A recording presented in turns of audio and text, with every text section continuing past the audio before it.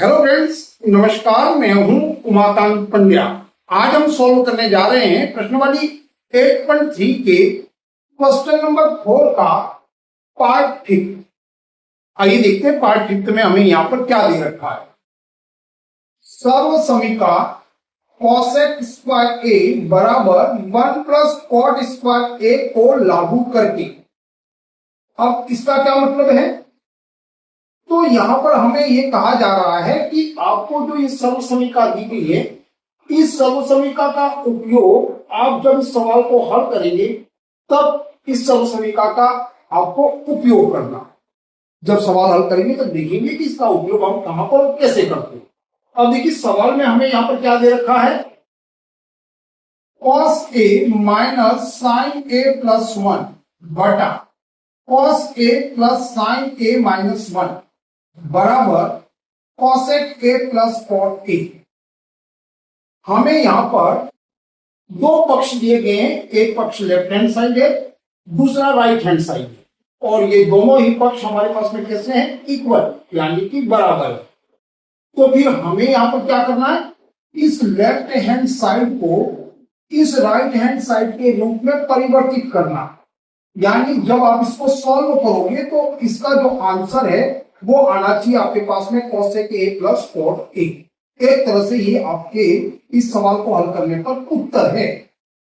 अब देखिए जब भी हमारे पास में इस प्रकार के सवाल होते हैं तो सबसे पहला काम ये करना होता है कि हम इस लेफ्ट हैंड साइड को अलग से नीचे की ओर लिख लेते हैं, पर हमारे पास में यहाँ जगह कम है तो आप अभी ये मान लीजिए कि ये आपके पास में लेफ्ट हैंड साइड है, इसको मैंने यहाँ अलग से लिख दिया, ऐसा आप मान लीजिए। अब देखिए जब भी ये इस प्रकार के सवाल हमारे पास में होते हैं तो सबसे पहला काम क्या करते हैं, हम त्रिकोणमितीय अनुपातों को cos और sin के रूप में परिवर्तित कर लेते हैं। पर यहां देखिए, यहां पर हमें पहले से cos और sin के रूप में ये त्रिकोणमितीय अनुपात दिए गए। अब ऐसी स्थिति में अब हमें क्या करना है, तो हमें ये देखना कि इसका अब कोई सॉल्यूशन नहीं है, तो फिर हमें क्या देखना है, इसके आंसर की तरफ कि मुझे आंसर कैसे लाना है, या इसके इक्वल इसके बराबर में मुझे क्या लाना है। तो मैंने यहां देखा कि मुझे यहां पर इसको सॉल्व करने पर cosec a plus cot a लाना है।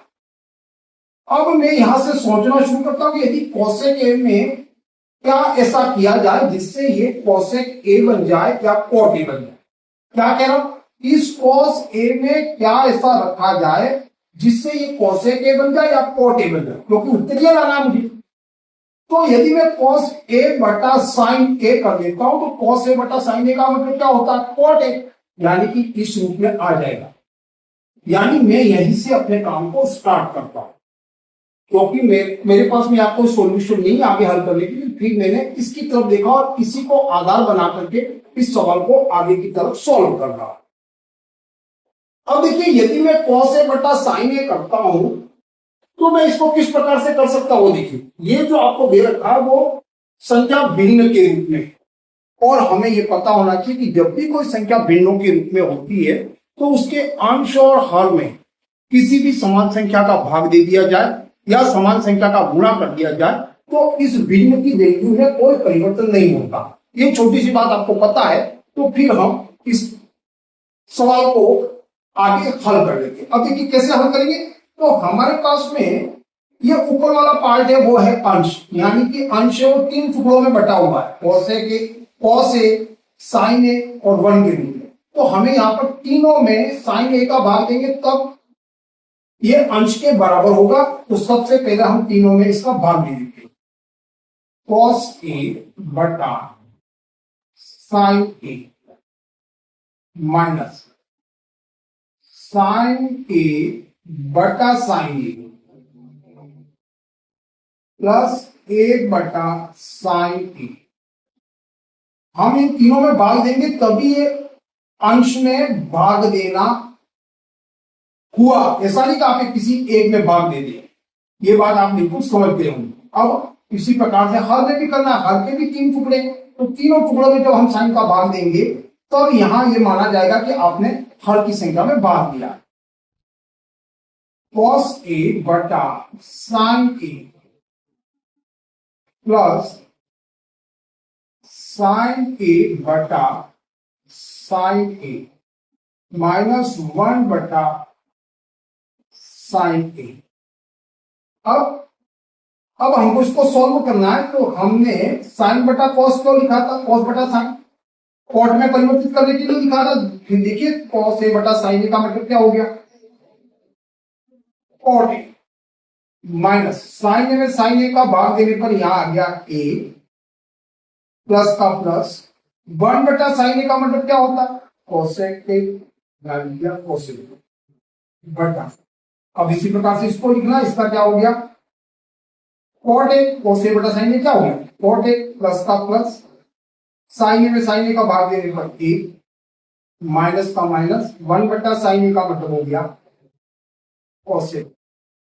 यहां तक आपको बिल्कुल क्लियर होगा। अब आगे क्या करना है, हम थोड़ा सा यहां पर काम कर लेते हैं, इस संख्या को थोड़ा सा व्यवस्थित क्रम में जमा देते हैं। कैसे जमा रहे होगी, जो यहां पर लिखा हुआ कॉट ए, इसके साथ में मैं लिख देता हूं प्लस कॉसेक ए, और ये जो संख्या है उसको पीछे लिख देता हूं -1। मैंने यहां कुछ नहीं किया, इस संख्या को व्यवस्थित ढंग से जमा दिया। ये संख्या को उठा करके इस संख्या के पास में इस संख्या को उठा करके रख दिया और इसको पीछे लिख दिया, बस इतना किया। यहां पर परिवर्तन नहीं किया, इसको आपको समझना है। और इसको भी इसी प्रकार से जमा लेते हैं, cot A minus cosec A plus 1। आप जब भी व्यवस्थित करें चिन्ह के साथ में इस संख्या को लिखना है। जैसे कोसेक ए लिखा तो माइनस का कोसेक ए को मैंने माइनस के रूप में उठा करके यहाँ रखा है, परिवर्तन कुछ नहीं किया, सिर्फ और सिर्फ मैंने इसको व्यवस्थित क्रम में जमा दिया, जिससे हम आगे की बात को बहुत बेहतर रूप से समझ पाए या सोल्व कर पाए। अब देखिए अब क्या करना है, तो पहले मैं इस सवाल को यहाँ लिख लेता हूं, फिर समझाता हूं। ये क्या दे रखा कॉट ए, तो आप देखिए cot A plus cosec A minus, और अब ये जो एक दे रखा इस एक में हमें ऊपर दी गई शर्त समीकरण का यहां पर उपयोग करना है। अब यदि मैं एक के बराबर इस शर्त समीकरण को लिखना चाहूं तो इसकी वैल्यू क्या आ जाएगी, देखिए कोसेक स्क्वायर ए बराबर 1 प्लस कॉट स्क्वायर ए है। यदि एक को मैं इसी तरफ रहने देता हूं, एक के बराबर वैल्यू लिखने क्या करूंगा, कॉट स्क्वायर ए को इस पक्ष में ले आऊंगा, तो यहां क्या बन जाएगा कोसेक स्क्वायर ए और कॉट स्क्वायर इस पक्ष में आ जाता है माइनस कॉट स्क्वायर ए। तो एक के बराबर में हमारे पास में वैल्यू क्या आ गई, कोसेक स्क्वायर ए, कॉट इस पक्ष में आ गया, प्लस में था इस तरफ आने पर माइनस, यहां एक लिख दिया माइनस कॉट स्क्वायर ए। एक यहां रह गया, आपको समझ में आ गया होगा। एक के बराबर में मैंने इसकी वैल्यू को रख लिया और इसका उपयोग भी यहां कर लिया। अब देखिए नीचे की तरफ क्या लिखेंगे, और ऐसा क्या किया वो भी मैं आपको समझाऊंगा। Cot A minus cosec A plus 1। अब इस 1 की जगह भी तो आप इसको परिवर्तित करके लिख सकते थे, पर मैंने ऐसा नहीं किया। क्यों नहीं किया, यहां पर थोड़ी सी बुद्धि और विवेक का उपयोग किया। मुझे इस सवाल को सॉल्व करके ये वाली स्थिति लानी है, cosec A plus cot A. तो देखिए कोसेक ए और कॉट यहां मेरे को कहां चाहिए, ऊपर की तरफ, यानी कि यहां ये है तो इसके नीचे यदि एक है तो मुझे एक रहने देना, क्योंकि मुझे ये ऊपर की तरफ चाहिए। तो मैंने ऊपर की तरफ इसको चेंज किया। मेरी बात को आप समझ रहे होंगे, एक जो ऊपर लिखा था क्योंकि मुझे ऊपर की तरफ एक का भाग देने पर ये ऊपर आ जाएगा। यदि मैं नीचे के एक को इसमें परिवर्तित करता तो ये संख्या नीचे आ जाती, आपका कोसेक स्क्वायर ए माइनस कॉट स्क्वायर ए। तो वैसा तो मुझे चाहिए नहीं, मुझे ऊपर की तरफ ही चाहिए। तो मैंने इसको एक को ऊपर की तरफ भी इसको चेंज करके लिख दिया, यानी कि शब्द समीकरण का उपयोग मैंने ऊपर किया, क्योंकि मेरे को पता चला कि मुझे ऊपर की तरफ यानी इस रूप में थी। शायद आशा करता हूं मैं जो बताना जा रहा हूं वो आपको समझ में आया होगा। तो इसलिए मैंने इस एक को इस रूप में परिवर्तित कर दिया। अब बताइए अब क्या किया जा सकता है। अब थोड़ा सा वीडियो पॉज कर लीजिए और देखिए कि आप आगे इसको कैसे हल कर सकते हैं। यदि अभी तक समझ में नहीं आया तो आप यहां समझ लीजिए क्या किया जा सकता है। Cot A plus cosec A minus, अब आप इस कोष्टक में दी गई संख्याओं को देखिए क्या दे रखा है, दोनों ही संख्या आपके पास में स्क्वायर के रूप में है, कॉसेक स्क्वायर ए माइनस कॉट स्क्वायर ए, यानी ये किसका रूप है, ए स्क्वायर माइनस बी स्क्वायर का। और इसको कैसे लिखा जा सकता है, ए प्लस बी और ए माइनस बी के रूप में। बस वही काम यहां करेंगे, ए मान लेते हैं कॉसेक को और बी मान लेते हैं कॉट को। क्या आ जाएगा, ए प्लस बी के लिए यहां बड़ा प्रश्न बना दीजिए, cosec A plus cot A, ये तो हो गया ए प्लस बी। एक और लिखना है क्योंकि स्क्वायर में है, इसको फैला करके लिख रहे, ये हो जाएगा cosec A minus cot A. ये हो गया आपके इस वर्ग को A square minus B square को ए प्लस बी और ए माइनस बी के रूप में लिखेंगे।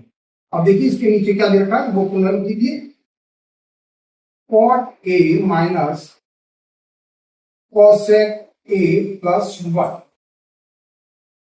अब क्या करना है, अब यदि आप ध्यान से देखोगे तो ये वाली एक संख्या है और यहां देखिए माइनस है, और इसके बाद में पूरी संख्या कोष्टक में दे रखी है वो संख्या। यहां हमारे पास में इस प्रकार से दो संख्या, तो यहां पर आप ध्यान से देखेंगे कि यहां पर एक संख्या कॉमन आ रही है। कौन सी आ रही है, देखिए यहाँ cot A plus cos A, और यहाँ कोष्टक में देखिए cot A plus cos A, ये भी प्लस का कॉट है, ये भी प्लस का, ये कॉसेक ए भी प्लस का, ये भी प्लस का, यानी कि ये वाला और ये वाला दोनों आपका क्या आ रहा है, कॉमन। तो बस आप यहां से ले लीजिए इसको कॉमन। कॉमन क्या आ गया आपके पास में, cot A plus cosec A. यदि मैंने इसको कॉमन ले लिया तब अब आंसर क्या आएगा, ये हो गया आपका कॉमन। तो अंदर क्या आएगा वो बताइए। अब ये दोनों में ये कॉमन आ गया, इस संख्या का इस संख्या में भाग देने पर ये आ गया आपके पास में एक।